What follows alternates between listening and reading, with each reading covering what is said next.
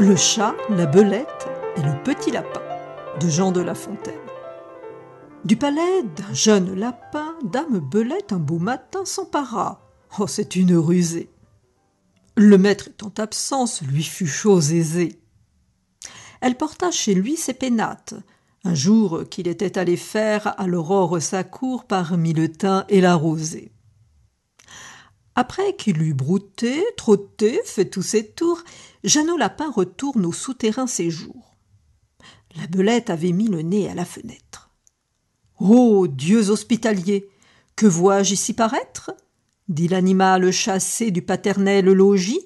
« Oh là, madame la Belette, que l'on déloge sans trompette, ou je vais avertir tous les rats du pays. » La dame au nez pointu répondit que la terre était au premier occupant. C'était un beau sujet de guerre qu'un logis où lui-même il n'entrait qu'en rampant.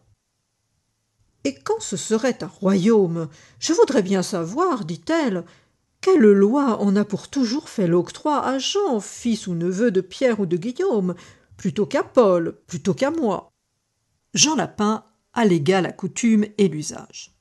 « Ce sont, dit-il, leurs lois, qui m'ont de ce logis rendu maître et seigneur et qui, de père en fils, l'ont de Pierre à Simon, puis à moi Jean transmis. Le premier occupant, est-ce une loi plus sage ? Or bien, sans crier davantage, rapportons-nous, dit-elle, à Ramina Groby. C'était un chat vivant comme un dévot ermite. Un chat faisant chatte-mine, un saint homme de chat bien fourré, gros et gras, arbitre expert sur tous les cas. Jean Lapin pour juge l'agrée. Les voilà tous deux arrivés devant sa majesté fourrée.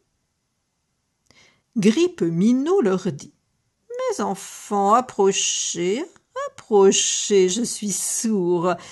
Les ans en sont la cause. » L'un et l'autre approcha, ne craignant nulle chose.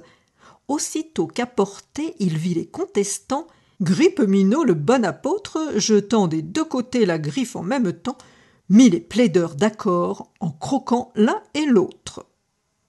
Ceci ressemble fort au débat qu'ont parfois les petits souverains se rapportant au roi.